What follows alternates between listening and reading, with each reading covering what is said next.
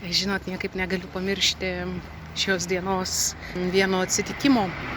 Dabar einant link bibliotekos meldžiaus rožinį ir apmeldinėjau šitą situaciją, mačiau, nenoriu konkretinti, vieną žmogų, kuris persipjovė bandelę. Šitokios Italijoje yra populiarios, kiekvieną rytą vežamos šviežios, ir išsikrapštė minkštimą ir prie mano akių išmetė į šiukšliadėžę. Aš pasimečiau, nežinau ką daryti ir tiesiog sustingau.